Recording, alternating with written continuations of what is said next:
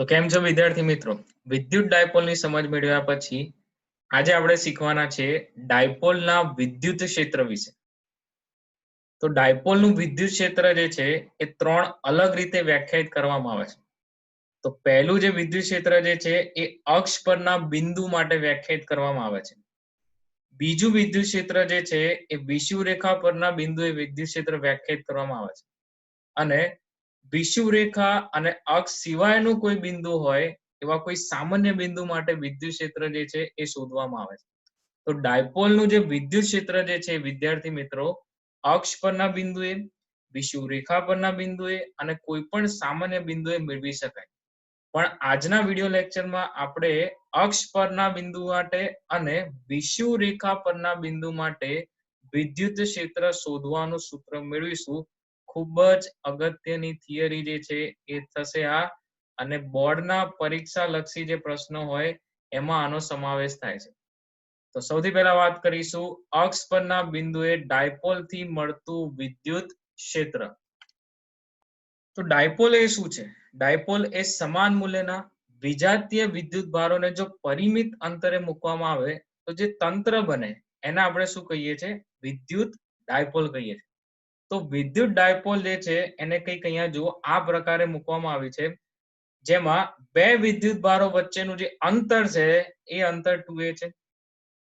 તો વિદ્યુત ડાયપોલ માટે આપણે ડાયપોલ મોમેન્ટ વ્યાખ્યાયિત કરીએ છીએ, અને એ ડાયપોલ મોમેન્ટ જો તમને ખ્યાલ હોય તો એ ડાયપોલ મોમેન્ટની દિશા ઋણ વિદ્યુત ભારથી ધન વિદ્યુત ભાર તરફ હોય છે. એટલે આ ડાયપોલ મોમેન્ટની દિશા જે છે આ ઋણ વિદ્યુત ભારથી ધન વિદ્યુત ભારની દિશામાં હોય છે. તો તમે અહીંયા જોઈ શકો છો કે બે વિદ્યુત ભારો જે છે પરિમિત અંતર 2a પર મૂકેલા છે, પણ આપણે જે છે એ અહીંયા વિદ્યુત ભારોને શૂન્ય અવકાશમાં મૂકેલા છે. તો આપણે ધારીએ કે એક વિદ્યુત ડાયપોલ જે છે જેના વિદ્યુત ભારો પ્લસ ક્યુ અને કેવા હોય માઇનસ ક્યુ હોય, તથા તેમની વચ્ચેનું અંતર 2a હોય, તેમને શૂન્ય અવકાશમાં મૂકવામાં આવે છે. આવા વિદ્યુત ભારોથી બનતી જે વિદ્યુત ડાયપોલ છે એ વિદ્યુત ડાયપોલ માટે ડાયપોલ અક્ષ આપણે વ્યાખ્યાયિત કરીએ છીએ. તો ડાયપોલ અક્ષ શું છે આપણે પહેલા બી સમજી ગયા વિદ્યુત ડાયપોલના વિડિયો લેક્ચરમાં, કે બંને વિદ્યુત ભારોને જોડતી રેખા જો દોરવામાં આવે તો એ જોડતી રેખા જો દ્રવ્યમાન કેન્દ્રમાંથી દોરવામાં આવે તો એ રેખા ડાયપોલની અક્ષ બનશે. એવી રેખા પર એટલે કે ડાયપોલની અક્ષ પર પી બિંદુએ આપણે વિદ્યુત ક્ષેત્ર શોધવું છે. અને ડાયપોલ જે છે એ ડાયપોલનું મધ્ય બિંદુ જે છે અહીંયા દર્શાવે છે. જો ઓ બિંદુ જે છે શું છે? ડાયપોલનું મધ્ય બિંદુ. એ ડાયપોલના મધ્ય બિંદુથી આ જે પી બિંદુ છે જ્યાં આપણે વિદ્યુત ક્ષેત્ર શોધવાનું છે એ બિંદુનું અંતર શું છે? Small r. તો ડાયપોલની અક્ષ પર રહેલા કોઈ એક બિંદુ માટે આપણે જે છે વિદ્યુત ક્ષેત્ર શોધવાનું છે ડાયપોલ દ્વારા. તો હવે સમજો કે આપણી પાસે જે પી બિંદુ છે એ પી બિંદુએ વિદ્યુત ભારોના તંત્ર દ્વારા મળતું પરિણામી વિદ્યુત ક્ષેત્ર શોધવું હોય તો આપણે જે છે અહીંયા બંને વિદ્યુત ભારો દ્વારા ઉત્પન્ન થતા વિદ્યુત ક્ષેત્રનો જે છે શું લઈશું? સદિશ સરવાળો લઈશું. કારણ કે વિદ્યુત ક્ષેત્ર જે છે કઈ રાશિ છે? સદિશ રાશિ છે. તો હવે સમજો કે તંત્રની અંદર ડાયપોલનું જો તંત્ર હોય તો એમાં તો માત્ર બે જ વિદ્યુત ભારો હશે. પણ એ બંને વિદ્યુત ભારો પાછા કેવા? ભાઈ બંને વિદ્યુત ભારો જે છે કેવા છે? બિંદુવત વિદ્યુત ભારો છે. અને એવા બિંદુવત વિદ્યુત ભારો દ્વારા મળતા વિદ્યુત ક્ષેત્રનો આપણે સરવાળો લઈશું, એટલે આપણને જે છે શું મળી જશે? પરિણામી વિદ્યુત ક્ષેત્ર મળી જશે. આ બંને બિંદુવત વિદ્યુત ભારોને 2a જેટલા અંતરે મૂકવામાં આવે તો એના મધ્ય બિંદુથી, મતલબ બંને વિદ્યુત ભારોને જોડતી રેખાના મધ્ય બિંદુથી એમના જે અંતર જે છે એ અંતર કેટલા થશે? સ્મોલ a અને સ્મોલ a. આપણે પી બિંદુએ વિદ્યુત ક્ષેત્ર શોધવું છે. કોના દ્વારા? આ ડાયપોલ દ્વારા. તો ડાયપોલની અક્ષ પરનું પી બિંદુ જે છે વળી આર અંતરે છે. તો સૌથી પહેલા જે છે આપણી પાસે પ્લસ ક્યુ વિદ્યુત ભાર છે અને માઇનસ ક્યુ વિદ્યુત ભાર છે. તો આ બંને બિંદુવત વિદ્યુત ભાર હોવાથી બિંદુવત વિદ્યુત ભાર દ્વારા મળતા વિદ્યુત ક્ષેત્રનું સૂત્ર આપણે યાદ કરીશું, જે છે kq/r². તો સૌથી પહેલા મને ખબર હોવી જોઈએ કે ભાઈ પ્લસ ક્યુ થી પી બિંદુનું અંતર કેટલું? તો અહીંયા જે પ્લસ ક્યુ છે એ પ્લસ ક્યુ વિદ્યુત ભારથી પી બિંદુનું અંતર જુઓ આકૃતિમાં કેટલું થશે, તો પ્લસ ક્યુ વિદ્યુત ભારથી પી બિંદુનું જે અંતર છે એ અંતર જો આટલું આર હોય એટલે કે મધ્ય બિંદુથી પી બિંદુનું અંતર જો આર હોય તો આ અંતર થશે આર માઇનસ એ, અને માઇનસ ક્યુ વિદ્યુત ભારથી આપણે અહીંયા દર્શાવી દઈએ, માઇનસ ક્યુ વિદ્યુત ભારથી પી બિંદુનું જે અંતર છે એ પી બિંદુનું અંતર કેટલું થશે, આર પ્લસ એ. આટલું જે અંતર છે કેટલું થશે, આર પ્લસ એ. તો અહીંયા તમે જોઈ શકો છો માઇનસ ક્યુ વિદ્યુત ભારથી પી બિંદુનું અંતર છે આર પ્લસ એ, અને આ પ્લસ ક્યુ વિદ્યુત ભારથી પી બિંદુનું અંતર કેટલું થશે, આર માઇનસ એ થશે. તો આપણે વાત કરીએ માઇનસ ક્યુ વિદ્યુત ભારથી પી બિંદુએ વિદ્યુત ક્ષેત્રની તીવ્રતા કેટલી હશે. તો વિદ્યુત ક્ષેત્રની તીવ્રતા માઇનસ ક્યુ વિદ્યુત ભારથી શોધવી હોય તો સૌથી પહેલા અંતર જોવું પડે. તો કે ભાઈ અંતર છે આર પ્લસ એ, સૂત્ર લગાવીશું કે ક્યુ બાય આર સ્ક્વેર. કે ઋણ વિદ્યુત ભારનું જે વિદ્યુત ક્ષેત્ર જે છે એ કેવું હોય, તો કે ઋણ વિદ્યુત ભારનું વિદ્યુત ક્ષેત્ર જે છે ને એ ત્રિજ્યાવર્તી અંદરની દિશામાં, એટલે જો પી બિંદુએ ઋણ વિદ્યુત ભારથી વિદ્યુત ક્ષેત્રની વાત કરીએ તો એ વિદ્યુત ક્ષેત્ર ડાબી તરફ આ દિશામાં છે.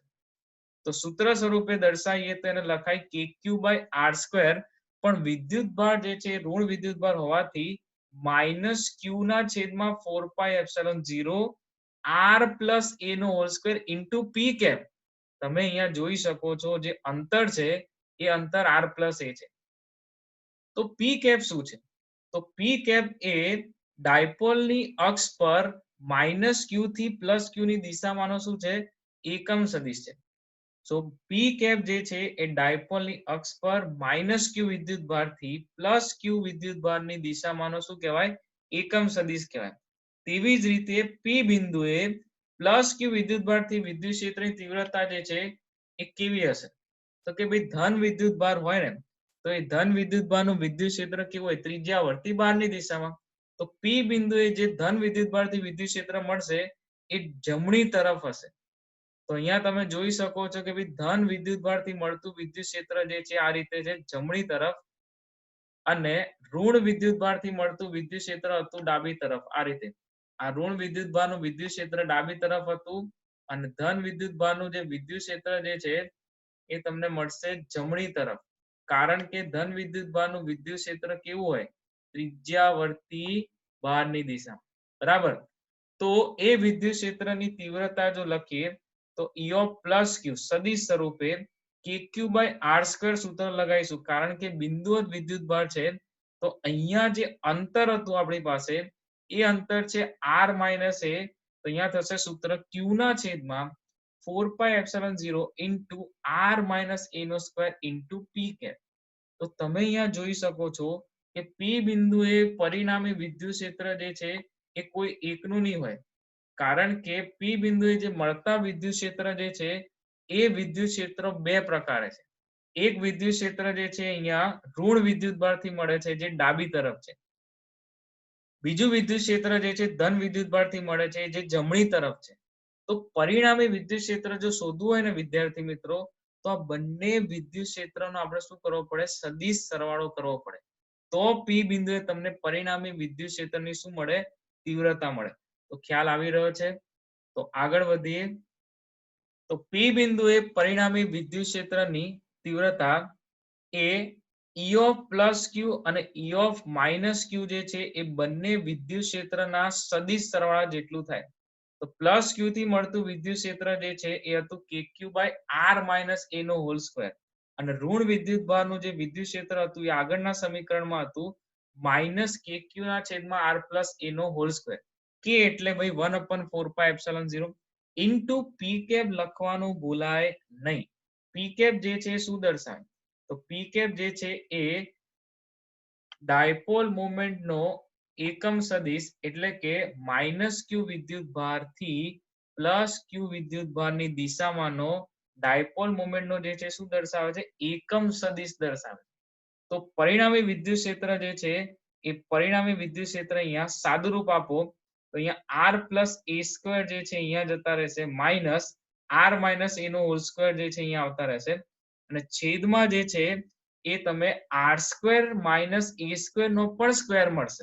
તો આગળનું પદ લખીએ તો એ કંઈક આ પ્રકાર હશે q ના છેદમાં 4 pi epsilon 0 into 4ar. મેં હમણાં કીધું એમ r પ્લસ a સ્ક્વેર અહીંયા જતા રહેશે અને અહીંયા થશે r માઇનસ a નો હોલ સ્ક્વેર, વચ્ચે રહેશે માઇનસ. તો લસા લેતા જે છે ઉપર અંશમાં ખાલી વધશે 4ar અને છેદમાં આ a માઇનસ b નો સ્ક્વેર અને આ a પ્લસ b નો હોલ સ્ક્વેર બંનેનો ગુણાકાર કરો તો a square minus b square નો પણ સ્ક્વેર થાય. એટલે કે અહીંયા r માઇનસ a નો હોલ સ્ક્વેર હોય ઇન્ટુ r પ્લસ a નો હોલ સ્ક્વેર હોય તો અહીંયા છેદમાં શું થશે r square minus a square નો હોલ સ્ક્વેર. તો હવે પરિણામી વિદ્યુત ક્ષેત્ર જે છે ને વિદ્યાર્થી મિત્રો એ ડાયપોલ મોમેન્ટના સ્વરૂપમાં લાવવાનું છે. તો ડાયપોલ મોમેન્ટનું મૂલ્ય શું હતું? ડાયપોલ મોમેન્ટનું જે મૂલ્ય છે એ 2aq હતું, બરાબર. પણ અહીંયા ઉપર 4aq એવું કંઈક સેટ થાય છે. તો તમે જોઈ શકો છો q ઇન્ટુ 4ar છે અને આપણે લખીશું 2 ઇન્ટુ 2ar અને પદને ગોઠવતા અક્ષ પરના બિંદુએ એક્સિયલ નો મતલબ થાય અક્ષ પરના બિંદુએ વિદ્યુત ક્ષેત્ર મળશે 1/4 pi epsilon 0. ઉપર તમે 2aq ગોઠવશો તો અહીંયા થઈ જશે 2pr ના છેદમાં r square minus a square નો સ્ક્વેર ઇન્ટુ p કેપ, બરાબર છે. જ્યાં p શું દર્શાવે છે? તો અહીંયા p બરાબર 2aq જે ડાયપોલ મોમેન્ટનું મૂલ્ય દર્શાવે છે. તો r is very much greater than a માટે આ સૂત્ર કઈ રીતે લખી શકાય? એનો મતલબ જે આ p બિંદુ હતું ને વિદ્યાર્થી મિત્રો એ p બિંદુ અક્ષ પર ખૂબ જ દૂરના અંતર હોય. મતલબ માની લો કે ભાઈ આ બે વિદ્યુત ભારો વચ્ચેનું અંતર છે એ 2 સેન્ટીમીટર છે. તો મધ્ય બિંદુથી એક વિદ્યુત ભારનું અંતર થાય 1 સેન્ટીમીટર. પણ જ્યારે આ બિંદુ જે છે p બિંદુ અક્ષ પર 200 સેન્ટીમીટર દૂર હોય ત્યારે કંઈક આ પ્રકારેની ગણતરી કરી શકાય કે r એ a કરતા વધારે મોટો હોય તો r સ્ક્વેર ની સરખામણીમાં a સ્ક્વેર ને શું કરી શકાય? અવગણી શકાય. તો તમે છેદમાં જોઈ શકો છો r square minus a square નો પણ સ્ક્વેર છે.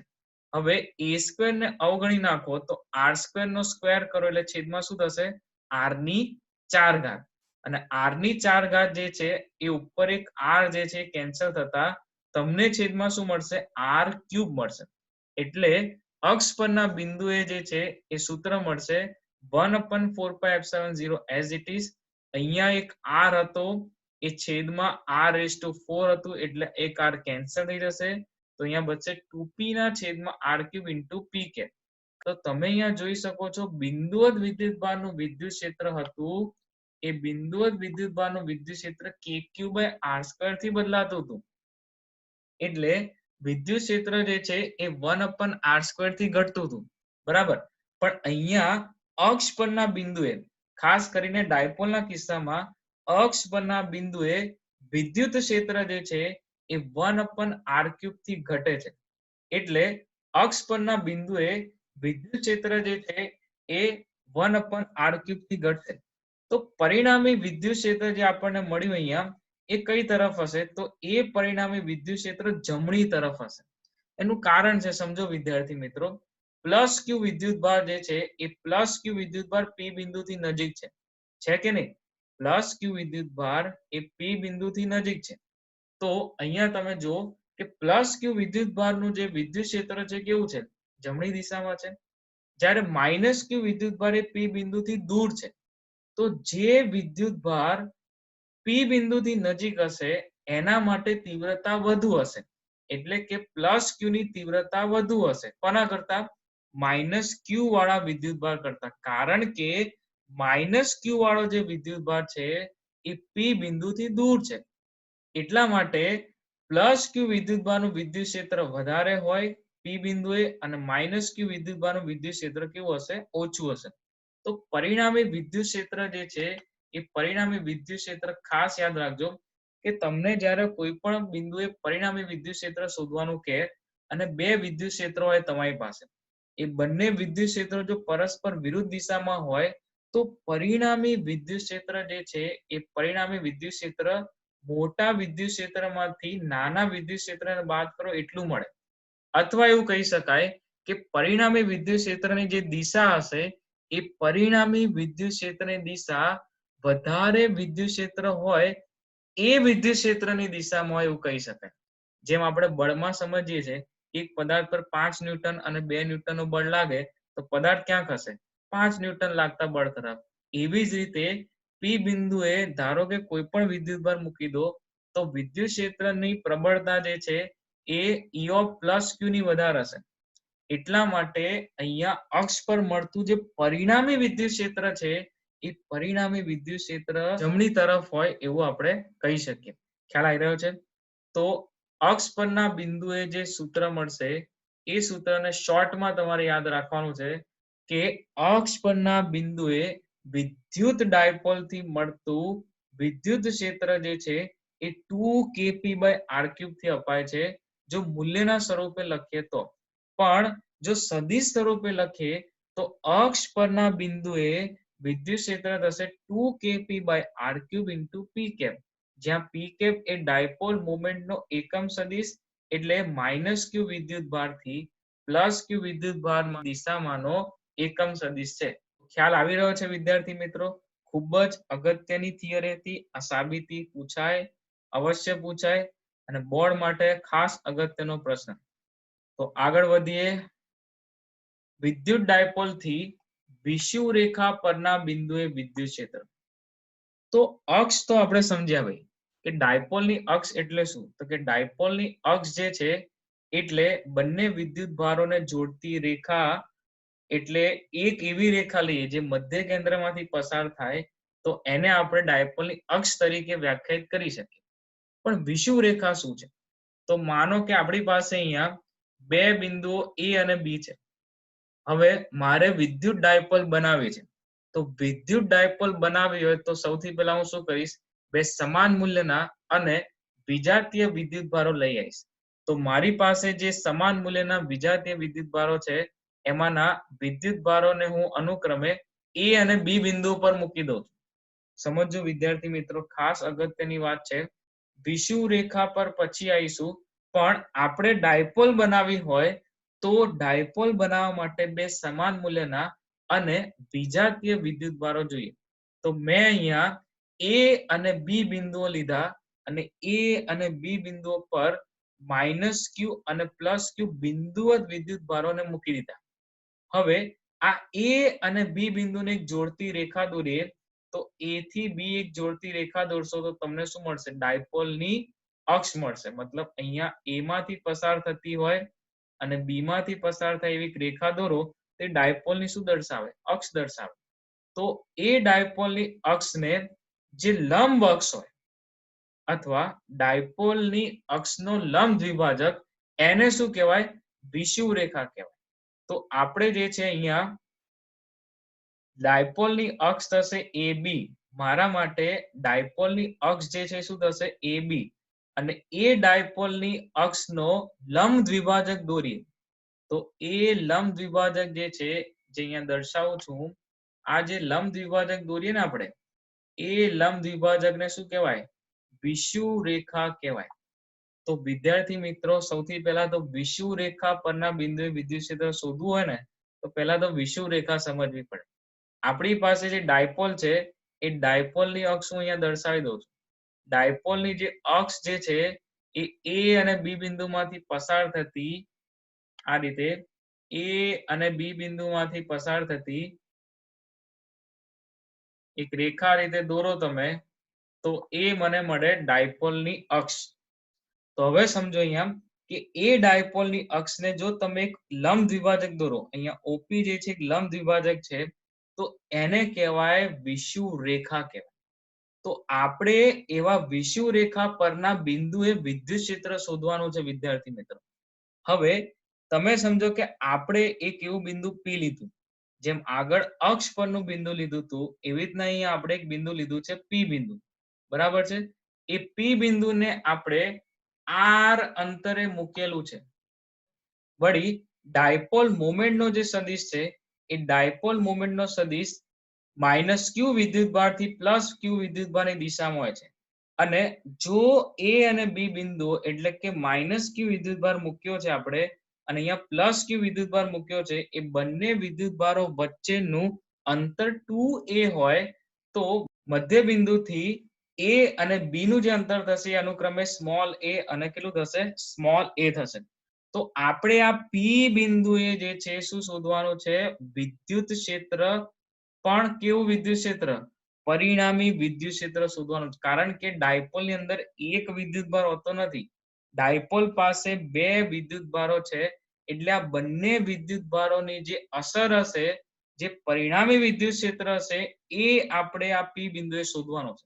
તો જો પી બિંદુએ આપણે પરિણામી વિદ્યુત ક્ષેત્ર શોધવું હોય તો આ રહ્યા આપણા બિંદુવત વિદ્યુતભારો. તો બિંદુવત વિદ્યુતભાર દ્વારા મળતું વિદ્યુત ક્ષેત્ર શું હોય? KQ બાય R સ્ક્વેર હોય. તો બી થી પી નું અંતર જાણવું જરૂરી છે અને એ થી પી નું અંતર જાણવું પણ જરૂરી છે. તો અહીંયા તમને ત્રિકોણ દેખાશે, જો POB દેખાય છે, કાટકોણ ત્રિકોણ. કાટકોણ ત્રિકોણ PO અને આ B. તો કાટકોણ ત્રિકોણમાં જે કર્ણ મળશે અહીંયા એ મળશે વર્ગમૂળમાં R square plus A square. મતલબ બી થી પી નું અંતર જે થશે એ under root r square plus a square થશે અને એ થી પી નું જે અંતર થશે એ પણ same under root r square plus a square થશે. તો આપણી પાસે જે વિદ્યુત ડાયપોલ હતી એ વિદ્યુત ડાયપોલને આપણે શૂન્ય અવકાશમાં મૂકી છે. મતલબ અહીંયા કોઈ બે વિદ્યુતભારો વચ્ચેનો કોઈ શૂન્ય અવકાશ એટલે કે હવા સિવાયનું કોઈ માધ્યમ છે નહીં. તો વિદ્યુત ડાયપોલના વિદ્યુતભારોને જોડતી રેખાના લંબ દ્વિભાજકને ડાયપોલની વિષુવ રેખા કહે છે, જેની ચર્ચા આપણે કરી. આ ઓપી જે છે એ ઓપી ને આપણે શું કહીશું? વિષુવ રેખા કહીશું. હવે સૌથી પહેલી વાત કે આપણી પાસે બે વિદ્યુતભારો છે, બરાબર? તો એ બંને વિદ્યુતભારોથી મળતું વિદ્યુત ક્ષેત્ર જે છે એ કેવું હશે? તો સૌથી પહેલા ધન વિદ્યુતભારની વાત કરીએ તો ધન વિદ્યુતભારનું વિદ્યુત ક્ષેત્ર જે છે એ કેવું હોય પી બિંદુએ? તો કે પી બિંદુએ આ ધન વિદ્યુતભારથી મળતું વિદ્યુત ક્ષેત્ર ત્રિજ્યાવર્તી બહારની દિશામાં હોય. હંમેશા ધન વિદ્યુતભારનું વિદ્યુત ક્ષેત્ર કેવું હોય? ત્રિજ્યાવર્તી બહારની દિશામાં. તો પ્લસ ક્યુ વિદ્યુતભારથી આ પ્લસ ક્યુ વિદ્યુતભારથી પી બિંદુએ મળતું વિદ્યુત ક્ષેત્ર જે છે એનું મૂલ્ય લઈએ તો એ મૂલ્ય મળશે મને KQ બાય R સ્ક્વેર પરથી. અહીંયા જો અંતર જુઓ તમે, અંતર જુઓ તમે, under રૂટમાં R square plus a square છે. તો પ્લસ ક્યુ વિદ્યુતભારથી પી બિંદુએ વિદ્યુત ક્ષેત્રની તીવ્રતાનું મૂલ્ય, તો એ મૂલ્ય લખીએ આપણે તો મળે KQ ના છેદમાં ખાલી R square plus a square. કારણ કે અહીંયા જો અંડર રૂટ હોય અને અહીંયા અંતરનો વર્ગ કરો તો એ વર્ગ કરતા છેદમાં બચે R square plus a square. તો પ્લસ ક્યુ થી પી બિંદુએ મળતા વિદ્યુત ક્ષેત્રનું આ તો મૂલ્ય થયું, પણ જે દિશા હશે એ દિશા બી થી પી તરફ હશે. કારણ કે ધન વિદ્યુતભારનું વિદ્યુત ક્ષેત્ર કેવું હશે? ત્રિજ્યાવર્તી બહારની દિશામાં. તો જો વિદ્યુત ક્ષેત્રનો સદિશ દર્શાવવો હોય પી બિંદુએ તો પી બિંદુએ બિંદુવત વિદ્યુતભાર પ્લસ ક્યુ થી મળતું વિદ્યુત ક્ષેત્ર ત્રિજ્યાવર્તી કેવું હશે? બહારની દિશા. એવી જ રીતે માઇનસ ક્યુ વિદ્યુતભારથી પી બિંદુએ વિદ્યુત ક્ષેત્રની તીવ્રતાનું મૂલ્ય જે છે એ મૂલ્ય પણ 1/4πε0 ઇન્ટુ ક્યુ ના છેદમાં R square plus a square મળશે. તો માઇનસ ક્યુ વિદ્યુતભારથી પી બિંદુએ જે વિદ્યુત ક્ષેત્રની તીવ્રતા હોય એ કઈ દિશામાં હશે? એટલે કયા બિંદુથી કયા બિંદુ તરફ હશે? શું એ પી થી એ તરફ હશે કે એ થી પી તરફ હશે? તો હવે વિચારો કે ઋણ વિદ્યુતભાર છે ને, એ ઋણ વિદ્યુતભાર નું વિદ્યુત ક્ષેત્ર ત્રિજ્યાવર્તી અંદર તરફ હોય. એટલે અંદર તરફ હોય તો ક્ષેત્ર રેખાઓ પી થી એ તરફ જતી હોવી જોઈએ, જેની આપણે ચર્ચા વિદ્યુત ક્ષેત્ર રેખાની લાક્ષણિકતામાં કરી છે કે ઋણ વિદ્યુતભારનું વિદ્યુત ક્ષેત્ર જે છે એ ત્રિજ્યાવર્તી અંદર તરફ હોય. તો અહીંયા આ જે વિદ્યુત ક્ષેત્ર છે એ પી થી એ તરફ હશે, પી થી એ તરફ હશે અને એનો જો સદિશ દર્શાવીએ તો એ સદિશ મને આ રીતે મળશે. તો તમે જોઈ શકો છો આકૃતિમાં સ્પષ્ટપણે કે વિષુવ રેખા પરનું જે બિંદુ આપણે પી લીધું હતું એ પી બિંદુએ ધન વિદ્યુતભારથી મળતું વિદ્યુત ક્ષેત્ર એ કંઈક આ દિશામાં છે અને ઋણ વિદ્યુતભારથી મળતું વિદ્યુત ક્ષેત્ર જે છે એ આ દિશામાં હશે. કારણ કે ઋણ વિદ્યુતભારનું વિદ્યુત ક્ષેત્ર ત્રિજ્યાવર્તી કેવું હોય? અંદર તરફ હોય. તો ક્લિયર થઈ રહી છે વાત. હવે બંને વિદ્યુત ભારો જે છે એ બંને વિદ્યુત ભારો સમાન મૂલ્યના છે, પણ વિજાતીય વિદ્યુત ભારો છે. એટલે અહીંયા જે વિદ્યુત ક્ષેત્ર મળે છે એ વિદ્યુત ક્ષેત્રની દિશા એક સમાન નથી. તો અહીંયા વિદ્યુત ક્ષેત્ર જે છે એ સદિશ રાશિ હોવાથી આ બંને બિંદુઓ વિદ્યુત ભારો દ્વારા મળતું જે વિદ્યુત ક્ષેત્ર છે એનો સદિશ સરવાળો કરવો હોય તો અહીંયા પરિણામી વિદ્યુત ક્ષેત્ર જે છે મને કંઈક આ રીતે મળશે.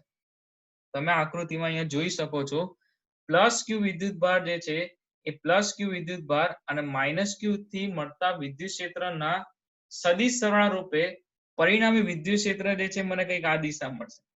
તો બંને વિદ્યુત ભારોથી મળતા વિદ્યુત ક્ષેત્રની તીવ્રતાના મૂલ્યો એ મૂલ્યો સમાન છે. આપણે સદિશની વાત નથી કરતા, પણ મૂલ્યો જે છે કેવા છે? સમાન છે. કારણ કે માઇનસ ક્યુ વિદ્યુત ભારથી પી બિંદુનું અંતર સરખું, પ્લસ ક્યુ વિદ્યુત ભારથી પી બિંદુનું અંતર સરખું, અને બંને વિદ્યુત ભારોના મૂલ્યો તો સરખા જ છે ને. કારણ કે ડાયપોલ બનાવવા માટે આપણે સજાતીય વિદ્યુત ભારો નથી લેતા, પણ વિજાતીય વિદ્યુત ભારો પણ કેવા? જેમના મૂલ્યો સમાન હોય એવા વિદ્યુત ભારો પસંદ કરીએ. તો અહીંયા સમીકરણ 1 ને તમે ધ્યાનથી જુઓ.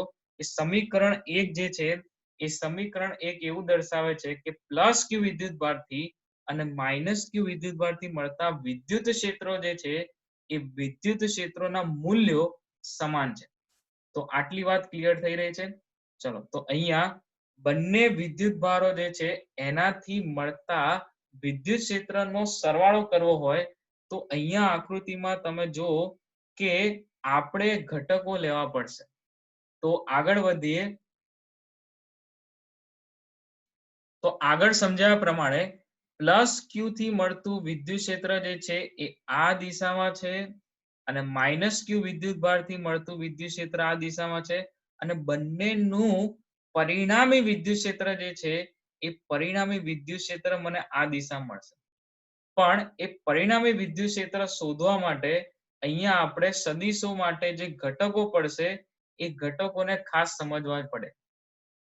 તો સદિશોનું બીજગણિત જે છે એ સદિશોના લંબ ઘટકો જે છે એ અગત્યની વાત હતી સદિશો માટે.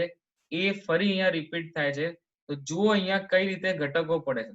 તો તમે અહીંયા જોઈ શકો છો કે ધન વિદ્યુતભારથી મળતા વિદ્યુત ક્ષેત્રનો જે સદિશ છે એ વિદ્યુત ક્ષેત્રના સદિશ માટે બે ઘટકો પડે છે. એક તો E of પ્લસ ક્યુ નો જે cos θ વાળો ઘટક છે એ cos θ વાળો ઘટક આ દિશામાં આવશે, અને સાઇન ઘટક જે છે એ સાઇન ઘટક આ રીતે આવશે. એવી જ રીતે E of માઇનસ ક્યુ નો જે છે એ cos θ વાળો ઘટક જે છે એ અહીંયા આવશે આ રીતે. જો તમે E of માઇનસ ક્યુ જે છે આ દિશામાં છે, તેનો E of minus Q cos θ વાળો ઘટક જે છે આ દિશામાં આવશે, અને E of minus Q sin θ વાળો ઘટક જે છે એ માઇનસ ક્યુ sin θ વાળો ઘટક જે છે આ દિશામાં આવશે. તો એ ઘટકોને આપણે અહીંયા બાજુમાં સ્પષ્ટ રૂપે દર્શાવ્યા છે. તમે જોઈ શકો છો કે આપણે આગળ એક સમીકરણ દર્શાવ્યું હતું જેમાં ધન વિદ્યુતભારથી મળતું વિદ્યુત ક્ષેત્ર અને ઋણ વિદ્યુતભારથી મળતું વિદ્યુત ક્ષેત્રના મૂલ્યો સમાન હતા. તો આકૃતિમાં અહીંયા ઘટકો જે દર્શાવ્યા એમાં તમે જોઈ શકો છો કે સાઇન થીટા વાળા જે ઘટકો છે એ બંને એકબીજાની અસર નાબૂદ કરે છે, જ્યારે cos થીટા વાળા બે ઘટકો છે એ બંને ઘટકો એક જ દિશામાં હોવાથી પરિણામી વિદ્યુત ક્ષેત્ર વિષુવ રેખા પરના બિંદુએ પરિણામી વિદ્યુત ક્ષેત્ર માત્ર cos ઘટકોને આભારી છે, જ્યારે sin થીટા વાળા ઘટકો જે છે એ sin થીટા વાળા ઘટકો એકબીજાની અસર શું કરે છે? નાબૂદ કરે છે. તો પરિણામી વિદ્યુત ક્ષેત્ર જે છે વિષુવ રેખા પરના બિંદુ માટે એ મળશે -2 of EQ, જ્યાં પ્લસ ક્યુ લખો માઇનસ ક્યુ લખો કોઈ ચિંતા નથી, કારણ કે પ્લસ ક્યુ થી મળતું વિદ્યુત ક્ષેત્ર અને માઇનસ ક્યુ થી મળતા વિદ્યુત ક્ષેત્રના મૂલ્યો કેવા છે? સમાન છે. બંને એક દિશામાં હોવાથી બંનેનો સરવાળો થાય એટલે ટોટલ જે છે અહીંયા થશે 2E of minus q cos theta, અથવા તમે લખી શકો 2E of plus q cos theta. બરાબર છે. માઇનસ ક્યુ કે પ્લસ ક્યુ લખો, બંનેના મૂલ્યો સમાન છે એટલે કોઈ બી લખી શકાય. પણ આ ઋણ નિશાની શું છે? આ ઋણ નિશાની એવું સૂચવે છે જે પરિણામી વિદ્યુત ક્ષેત્ર જે છે એ તમે જુઓ આ પી બિંદુએ પરિણામી વિદ્યુત ક્ષેત્ર જે છે ડાબી તરફ છે, જ્યારે ડાયપોલ મોમેન્ટનો સદિશ માઇનસ ક્યુ થી પ્લસ ક્યુ જમણી તરફ છે. એટલા માટે જ્યારે અહીંયા પી કેપ દર્શાવીએ છે તો એ એવું દર્શાવે છે કે વિષુવરેખા પરના બિંદુએ પરિણામી વિદ્યુત ક્ષેત્ર એ ડાયપોલ મોમેન્ટની વિરુદ્ધ દિશામાં હોય છે. તો એટલા માટે આપણે અહીંયા શું દર્શાવે છે? ઋણ નિશાની દર્શાવી છે. તો અહીંયા સ્પષ્ટપણે ડાયપોલ અક્ષને લંબ એવા ઘટકો એકબીજાની અસર નાબૂદ કરે છે તેમ આપણે જોઈ શકીએ. ડાયપોલ અક્ષને લંબ એટલે તમે જો આ AB જે છે ને ડાયપોલની અક્ષ બનશે. ડાયપોલ અક્ષને લંબ એટલે sin થીટા વાળા જે ઘટકો છે ને એ ડાયપોલ અક્ષને કેવા બને છે? લંબ બને છે. તો એ તો એકબીજાની અસર નાબૂદ કરે છે. આ ઉપરાંત ઘટકો જે ડાયપોલ અક્ષને સમાંતર છે એટલે cos થીટા વાળા ઘટકોની વાત થઈ રહી છે, તે આપણને શું આપે છે? પરિણામી વિદ્યુત ક્ષેત્ર દર્શાવે છે. બરાબર છે. અને એ પરિણામી વિદ્યુત ક્ષેત્ર ડાયપોલ મોમેન્ટની વિરુદ્ધ દિશામાં છે. એટલા માટે અહીંયા જે ઋણ નિશાની મૂકીએ છે એનું કારણ એ છે કે મળતું પરિણામી વિદ્યુત ક્ષેત્ર એ ડાયપોલ મોમેન્ટની વિરુદ્ધ દિશામાં છે. તો ઘણીવાર એવા બધા ઓબ્જેક્ટિવ પ્રશ્ન પૂછાતા હોય છે કે વિષુવરેખા પરના બિંદુએ, ધ્યાનથી સાંભળજો, વિષુવરેખા પરના બિંદુએ મળતું પરિણામી વિદ્યુત ક્ષેત્ર અને ડાયપોલ મોમેન્ટના સદિશ વચ્ચે કેટલો ખૂણો થાય? પરિણામી વિદ્યુત ક્ષેત્ર જે છે એ મને ડાબી બાજુ મળ્યું. તમે જોઈ શકો છો આકૃતિમાં પરિણામી વિદ્યુત ક્ષેત્ર જે છે મને ડાબી બાજુ મળ્યું આ રીતે. વિષુવરેખા પરનું વિદ્યુત ક્ષેત્ર જે છે પી બિંદુએ આ રીતે મળે છે. જ્યારે ડાયપોલ મોમેન્ટનો સદિશ જે છે એ કેવો હશે? માઇનસ ક્યુ થી પ્લસ ક્યુ તરફ. તો માઇનસ ક્યુ થી પ્લસ ક્યુ તરફ હોય એટલે ડાયપોલ મોમેન્ટનો સદિશ આમ મળે. ઇન શોર્ટ, બંને વચ્ચે જે ખૂણો પડે એ ખૂણો કેટલો હશે? તો બંને પરસ્પર વિરુદ્ધ હોવાથી આ બંને વચ્ચેનો જે ખૂણો છે એ ખૂણો આપણને મળશે પાઈ, અથવા આપણે લખી શકીએ 180 ડિગ્રી. તો આ જે નાની નાની વસ્તુઓ જે છે એ ખાસ કરીને થિયરીમાંથી યાદ રાખવાની છે. તો આગળ વધીએ. હવે આપણે આ પદ જે છે વિષુવરેખાનું જે સૂત્ર છે એમાં આપણે cos થીટા ની કિંમત મૂકશું. ખ્યાલ આવી ગયો? ચલો તો ક્લિયર કરીએ છીએ. તો આપણી પાસે જે સમીકરણ હતું કંઈક આ પ્રકાર હતું, -2 into E of minus Q cos theta into P cap, જ્યાં P cap એ ડાયપોલ મોમેન્ટની દિશામાંનો શું છે? એકમ સદિશ છે. હવે સમજો, cos theta ની વાત કરી તો cos theta એટલે તમે ફરીથી આ ત્રિકોણ જો, કાં તો તમે ત્રિકોણ POB લો અથવા તમે ત્રિકોણ લો POA. તો એ ત્રિકોણમાં જો આ cos theta ની વાત કરો તો એ cos theta શું મળશે? તો cos theta મળશે આપણને cos theta is equals to પાસેની બાજુ ભાગ્યા કર્ણ. તો પાસેની બાજુ એટલે OB. તો OB માટે આપણે શું લખી શકીએ? Small a. અને કર્ણ જે છે આપણે √r² + a². તો અહીંયા cos theta જે છે એ cos theta ની કિંમત જે છે આપણે આ રીતે મૂકી શકીએ, a ના છેદમાં √r² + a². રાઈટ?